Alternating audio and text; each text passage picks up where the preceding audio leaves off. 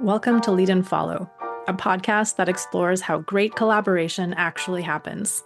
I'm your host, Sharna Fabiano, author of the book Lead and Follow, The Dance of Inspired Teamwork. And I'm pleased to bring you the latest research, insights, and learning methods to help you work together better with the people around you. I help founders, solopreneurs, and new leaders become great at collaborating because I've seen how much more becomes possible when people integrate their ideas, perspectives, and strengths in a practical way. To learn more about coaching with me and for a one-time discount on your first session, go to sharnafabiano.com/coaching and enter the promo code podcast. The link is in the show notes. And now, here's the episode. Today, I'm speaking with Maddie Gray, a leadership and organizational studies major at the University of Southern Maine and a member of this year's University of Southern Maine Collegiate Leadership Competition team. Maddie has been involved with 4-H for 15 years, competing in public speaking competitions and building her leadership skills. And I'll note she's also been building her followership skills, which is why she's here on the Lead and Follow podcast. Maddie, welcome. Hello. I'd love to start by just asking what inspired you to choose leadership and organizational studies as your major in the first place. Yeah, so my mom actually was in this major. She graduated in 21 with her master's. And so she kept telling me all about it. And to be honest, it sounded boring. I didn't want to do it. I really didn't want to go to college at all. So when I graduated high school in 2020, I was trying to pick what my next path was, either trade school or college. And if it was college, what would I do? So I was kind of exploring those options quite a bit. I toured a couple different colleges and I picked University of Southern Maine because my mom works for the university. So the finances were really good for this school. So I'm like, okay, I guess I'll go there. And leadership with my 4-H background just kind of sounded right. And then when she mentioned the Collegiate Leadership Competition, that sounded like a lot of fun. So if I'm being honest, that's probably the reason why I picked leadership as my major to do this class. Wow, that's pretty great, actually. I appreciate that you really reflected intentionally on why am I going to this institution, not just kind of do it on autopilot. I think that's really important. I definitely want to ask you about your experience with the Collegiate Leadership Competition. But before we do that, would you mind sharing briefly with listeners, for those who may not be familiar with it, what is 4-H? Yeah, so, the gist, I guess, would be 4-H is a positive youth development program. Youths from ages 5 to 18 can learn anything that they're interested in, agriculture, leadership, public speaking, you name it, we've got it. And it just helps them develop their personal life skills like public speaking or learning to learn, learning how to learn, critical thinking, all of those things. And the 4-H's stand for head, heart, hands, and health. And they incorporate each of those H's in your learning aspect. Like, how can we apply our hands to work with the community? How can we apply our head to think more critically? Or can we put, passion and heart into things? And we always live to be healthy. So that one's kind of obvious. I definitely describe 4-H as my home. Thank you for that. I grew up in Vermont, not far from Maine.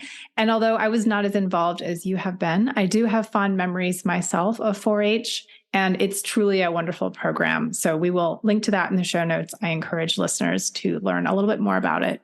It really is. I second that encouragement.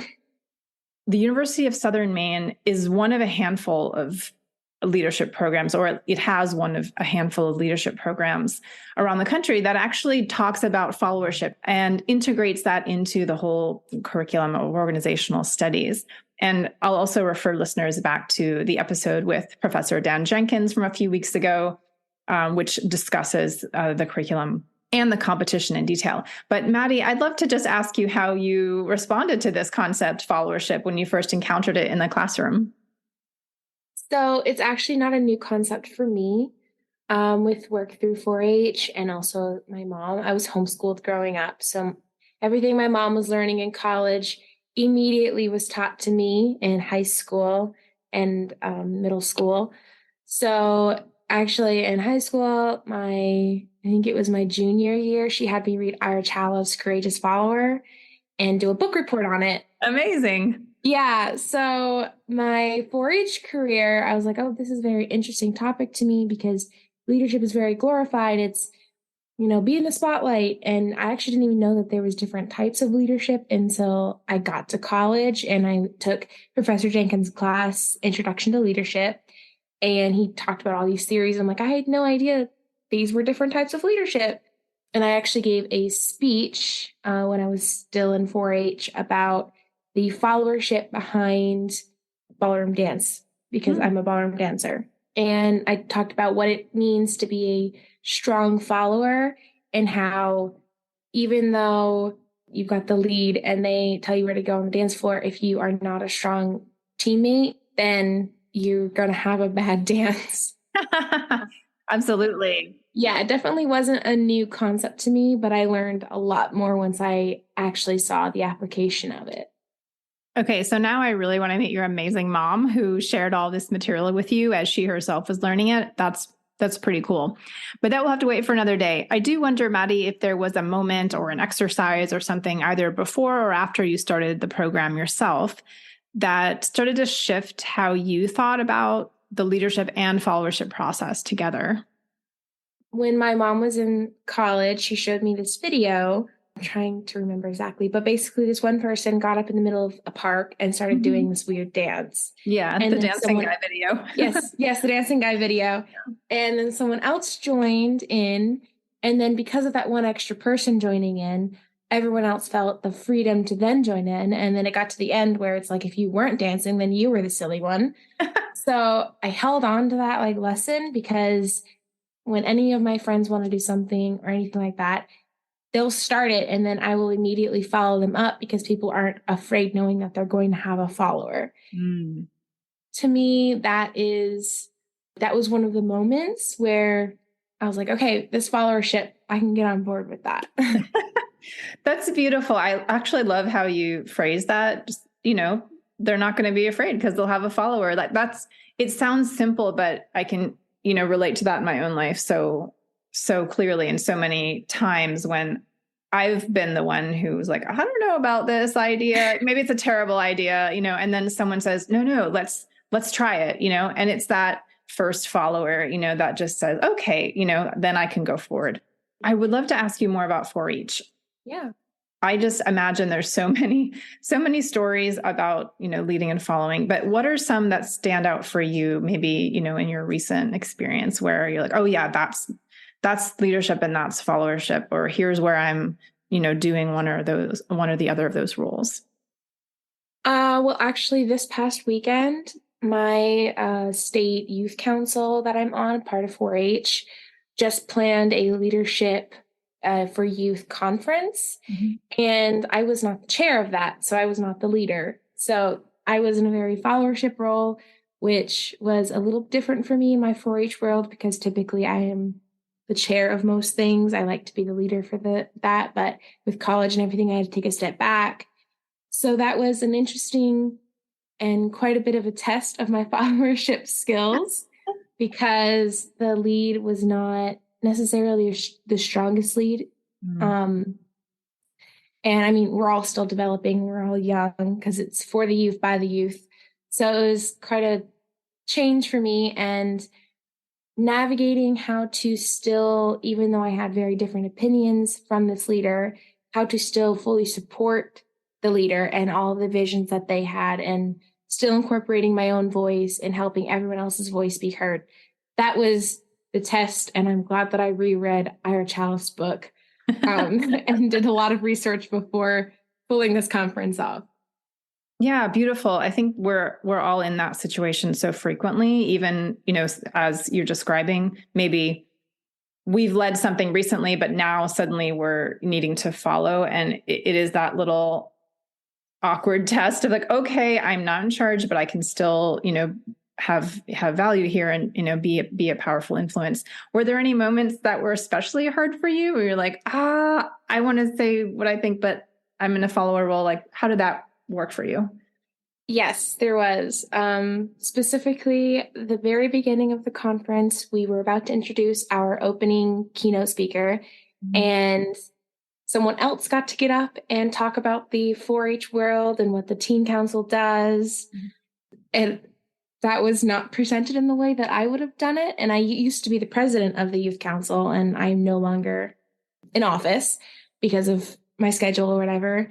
So that was a struggle for me because I'm like, okay, I would do this in a very different way than this person would.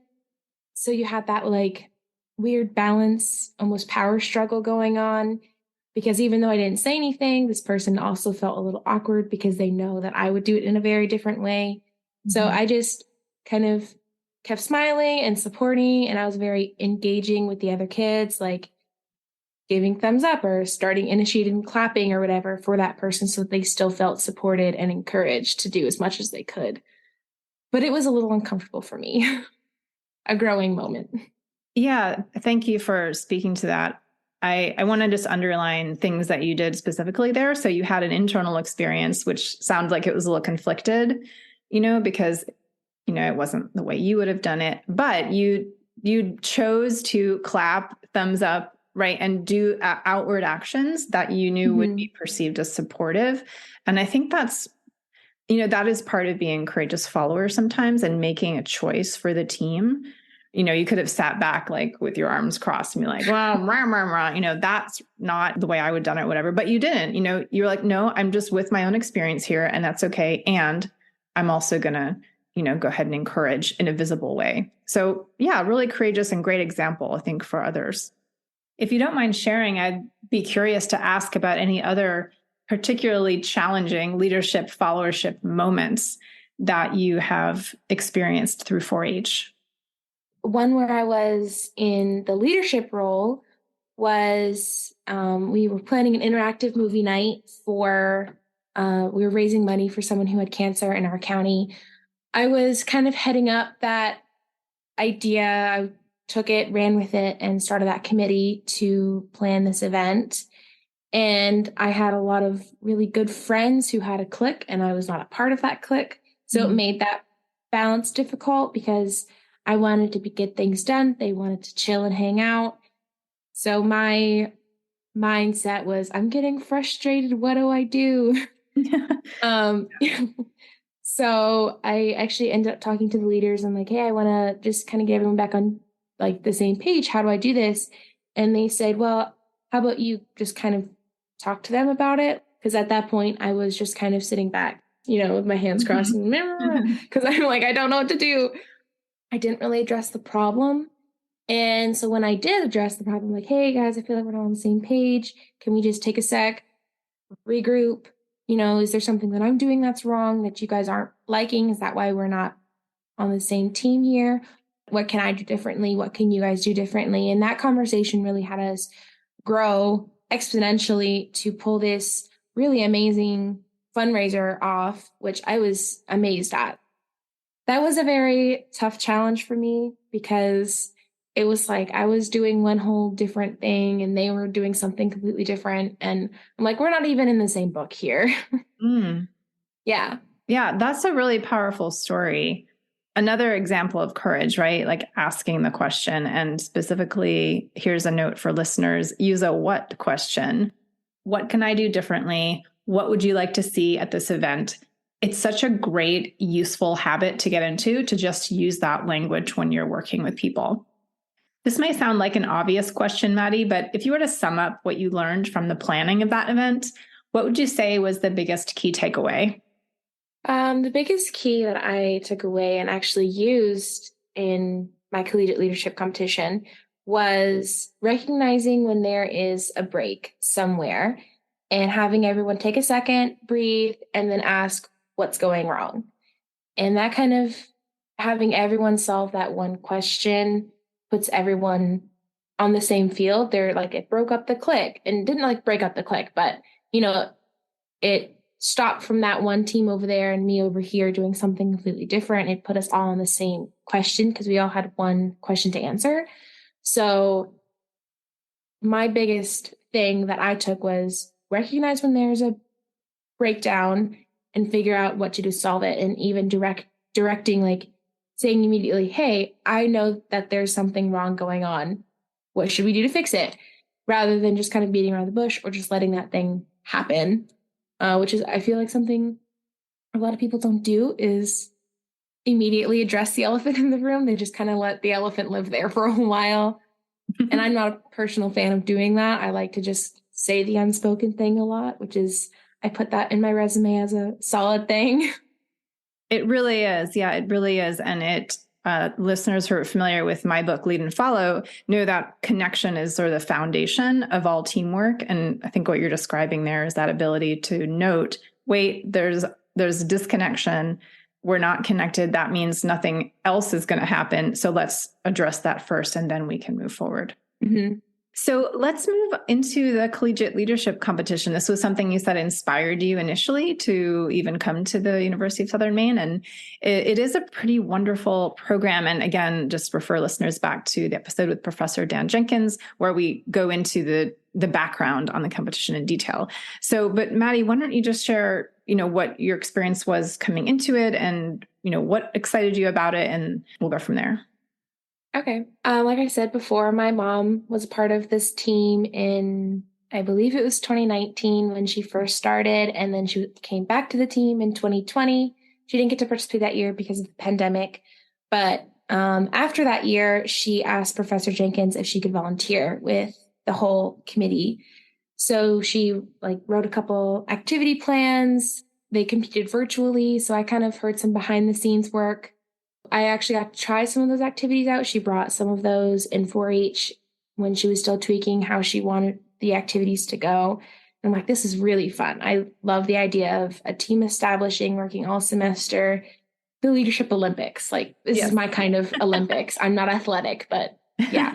So coming into the University of Maine, I started in fall, and I'm like, I know that this semester is going to be really hard, and I'll probably want to drop out. And that is exactly what happened when winter session hit. I was like, okay, I'm done. I don't want to go back. And then I was like, wow, I really want to take this one class. So instead of dropping out completely, I'll just take an easy load and make sure I do that, and we'll see what happens. I knew a little bit what to expect because I've heard things from my mom, but I was ready to experience it for myself and find something not connected to my mom, so that way I could explore it and enjoy it for myself. Yeah. And I can totally see how that was just sort of a natural outgrowth of your 4-H experience. It's another, again, for listeners, I'll just note that the leadership competition is very much a practical experience. So it's kind of taking theory into practice through a series of simulated activities and challenges. Since I mentioned challenges, are there any that stand out for you as your favorites, or, where, examples that, again, you kind of found yourself in either leadership or followership roles, or maybe switching? Because I know a lot of times in the group, you'll have to kind of rotate roles to get the challenge done. Yeah, we definitely had to rotate roles every time a new activity came up. That was fun. I found myself, when I started, I didn't really want to be the first leader, because I'm like, I don't really want to be like, oh, Maddie, she's the leader, because that's how my 4-H world was. So I was a little almost hesitant to take on the leadership role. But when I did, I got a lot of feedback saying, oh, you aced the rubric. Mm-hmm. And that's thanks to 4-H, honestly, because we grew up on rubrics. Everything was about that. So I knew how to manipulate rubrics to know exactly what to do. But a few challenges that we faced as a team was one of our team members actually didn't get along with us. So we had to make a really tough decision to ask that team member not to participate in the ending competition. And we did that the day before the competition. Wow. And that was really challenging for all of us, because none of us wanted that outcome. And we all wanted to see that team member really come back stronger. But we definitely felt conflicted, I guess would be the good answer for that. We felt maybe a little attacked by this member. So it was a big challenge we had to face that the professor had never had to navigate a team through. But I think that was in a way, one of my favorite challenges that we faced, because as a team, we had 5 people. So the 4 of us had to come together and say, hey, this is the problem. What do we want to do to fix it? We didn't immediately go to, he's off the island, but we went like, let's give him some time to talk. So we gave him a couple times to talk, and, we tried all of the ways to fix that. And then once we did decide that it was better if this member didn't participate, we decided, okay, we've made that choice together, and knowing all the other teams are going to have like 6 members on their team, we will be at the disadvantage because we now only have 4. So what can we do to come back stronger, I guess, would be the way that we put that. And just kind of navigating that, dealing with difficult people, and how can we change our mindsets to overcome this challenge, and what ways did we go wrong? What ways did that person go wrong?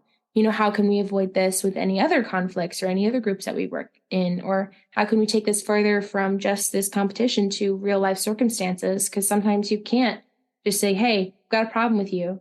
You have to just do it anyway, because that's real world.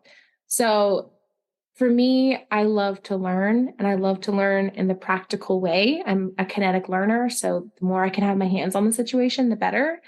And this was a very real hands-on situation for me to face. So even though it wasn't a fun situation, it was my favorite because I really learned so much, and I was able to almost immediately take some of those lessons into my real world with my friend conflicts or with my work or other things. I'm like, oh, I just faced this in this way. And I think that one situation really had a safe way for me to mess up or for me to grow stronger. And I really appreciated that challenge that we faced.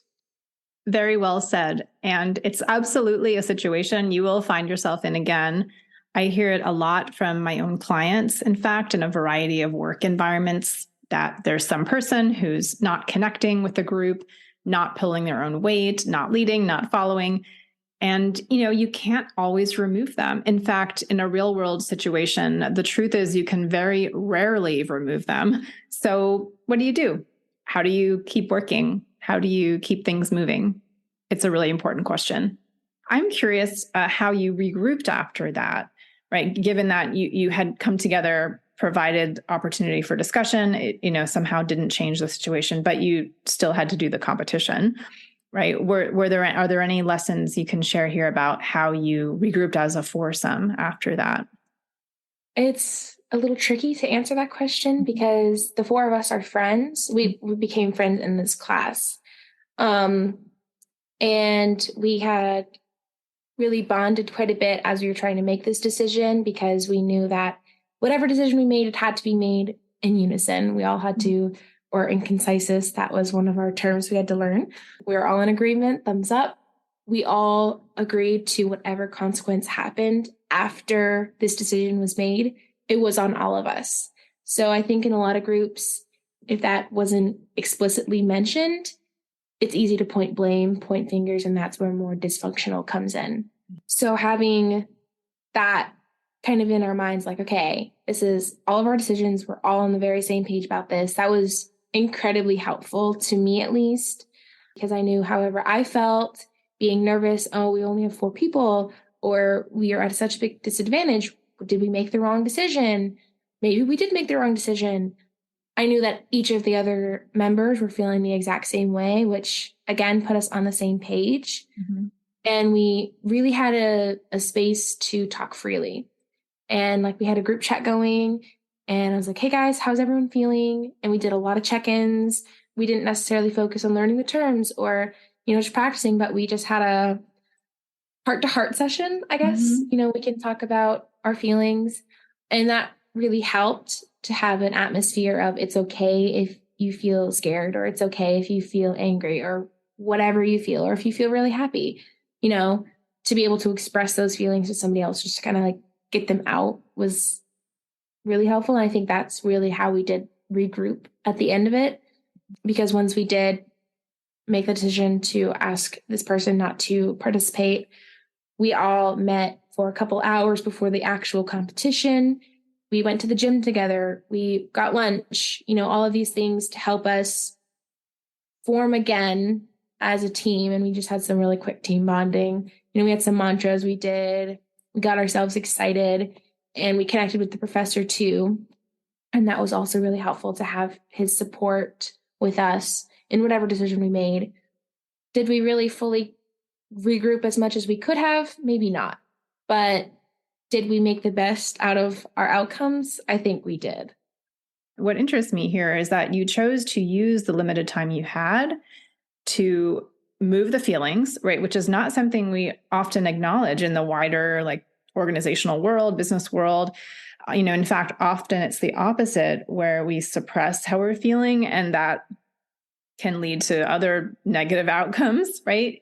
Even if it's just discomfort, right? Because discomfort means we're not operating with our full heart, with our full head. We're not operating as optimally as we might. Mm-hmm. But the fact that you chose to prioritize the moving through of the feelings, the bonding of the team, and the shared ritual of, working out or chatting or whatever it was, that for me, it speaks volumes, because you could have used that time in other ways, right? You could have just said, all right, we'll just all go our separate ways and cram, the theories, and then we'll just show up and be ready. But no, you didn't do that. We're using this time in this particular way. And I think that's really telling and, wise, in this situation when you're in the sort of making a challenging consensus decision together. So thank you for sharing that. I have noticed in my own work that a deep understanding of followership tends to change how we think about leadership. And someone like you, who has had so much experience in 4-H, has sort of, been practicing these two roles all along, for a good chunk of your life at this point. So given all you've learned about followership, collaboration, teamwork, I wonder how you're currently thinking about what you're doing when you are in a formal leadership role. That's a really good question. I think I kind of view leadership as, maybe like one line. And every time you face an obstacle, you've got, a decision and a path you can make. And for me, when I started learning about situational leadership, that completely changed my world. Because I think when I started 4-H, I thought of leadership as the typical authoritarian leadership. And, you have the end all, say all. And I think that was my style for a little bit until I realized in 4-H that was maybe not quite what was going on. So I kind of changed that to maybe more of a transformational leadership style, where I focused on building people up and what are they strong in. And I learned my own personal strengths from the Clifton Strengths Finder test and how that works with people. But I didn't really view myself in a particular leadership way until I just took, it's just called leadership. It was one of the classes I was in this past semester. And he talked about situational leadership. And he talked about all the leadership theories, but situational leadership specifically, and how you match the situation, or you match the leader to the situation, and you can change your style in any particular way. Some people might need more, tell me exactly what to do and how to do it because I don't know. Some people might be like, give me a direction and I'll take the lead on it. And I thought that was just beautiful. So when I was a leader for the collegiate leadership competitions, I was a leader for 2 activities, and I kind of ran with that style of different people need different ways to lead. I had one girl on the team say, hey, I just need you to kind of spoon feed me information. Can you give me little bits by little bits and tell me how to do it? Yeah, I got that. But one other girl said, hey, just give me my task. And then she took her headphones out so that she could focus exactly on that without all the distractions going on. And one other girl was more of a, hey, can you team up with me and just jump on this one task? And that was a lot of leadership going on in one 45-minute increment. But honestly, those 45 minutes feels like an eternity when they're happening. But without that kind of background as a leader, I wouldn't have viewed leadership in a way that can change. Instead of a line, it became more of a squiggle, like a roller coaster, if you will, because it can fluctuate up and down and it can go loop-de-loops because there's a lot of different ways that somebody can lead or somebody can lead people. So it changed from like a still life painting to a Picasso painting, an interpretation, if you will. Yeah. And I imagine it's continuing to evolve. Yeah. I love the idea of the wavy line. And I too am a fan of situational leadership because it so easily lends itself then to situational followership, right? Because if one thing is versatile, then the other is too. And, now when you're describing those lines, I just imagine sort of the leading and following kind of flexing, up and down and around together. Yes, absolutely. Like if you imagine a yin yang that is like morphing in real time, so you have two halves, but they're not always the same shape. They're different shapes and sizes and styles depending on, what the team is trying to accomplish. So I love that. Anything else kind of top of mind, Maddie, as we're sort of moving towards the close of our interview? Anything else maybe you'd like to share with other students who are exploring leadership, at other schools, or other students who might not have experienced so much about followership yet? I would say that if you are exploring leadership for the first time, don't get overwhelmed by the various ways to lead, but just find what your value is. Like, what do you value most in, like, why are you leading? For me, I want to make people feel as beautiful on the inside as they are on the outside. And that's kind of my life value. And so I use that value to how I lead. So that's more transformational leadership to help them just become the best that they can be. So once you find your value, you can find your leadership style, and then you can learn a lot about that. So that's my takeaway for people who are trying to lead, and for people who are trying to follow. Be the first courageous follower, because you're a leader on the inside, because you're willing to step up and make that choice for others to follow. And it's okay if you look stupid, because everyone is admiring the fact that you are looking stupid and not making fun of you for the fact that you look stupid. Excellent. Yeah, great advice. It actually puts another question in my head. And so I'll ask you this. You can pass on this question if you want. But since you mentioned values, I'm always curious how values are expressed through followership. Does that have any resonance for you? Well, as I said, that my value is to help people feel beautiful inside and out. And I've got a story, actually. There was one time in 4-H where this one girl didn't really like to lead, didn't really like to be talked to or talk to anybody. She just kind of stuck to herself for a while. And every time I was a leader, I specifically asked her questions, because I use that more, I guess, authoritarian, like, hey, she has to talk to me, I'm the leader. And she really appreciated that, because she couldn't keep quiet. She couldn't hide in her shell. Slowly, she started to ask questions to me, maybe some clarifications, started really small.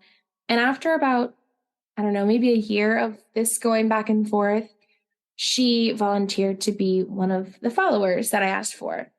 And then the next thing you know, she became a leader. And she was just beautiful as a leader. She was amazing.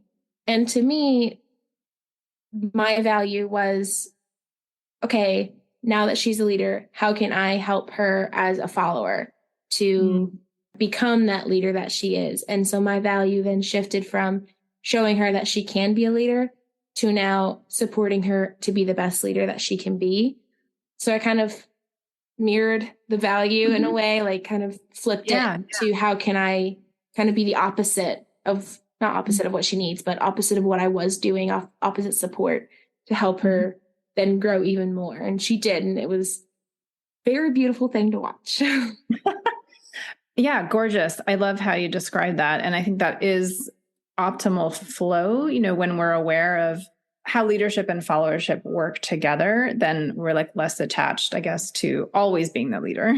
But there is that natural flow of people who are more comfortable or more experienced maybe in leadership roles, making that a real possibility for others, right? And then eventually that always ends in that reversal of the cycle. Like, okay, well, if you're going to do that, then at some point we're going to have to exchange roles. And you described that beautifully. I wonder if I could ask you one more follow-up question. Of course.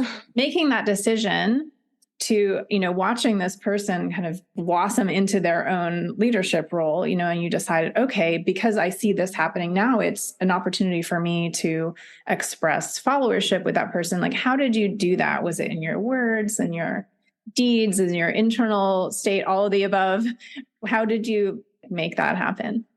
I'd like to tie that back into your situational fellowship. It really did vary depending on what was happening. Around a good 90% of my support was nonverbal, doing extra, initiating claps, initiating support for that person, or anytime I could, someone's like, oh, you did a really good job. I was like, no, it was all her. I'm just support. I gave as much praise to her as possible or whatever. So that way that person really did feel like, okay, I got this. And when she got that confidence, then she was able to do that for other people. And that was really the goal, to kind of start that chain of how can I start something so that they can do something for others. And then now I've got a community of everyone serving others, which is really cool for me to see. And I'm still kind of building that empire of everyone serving others.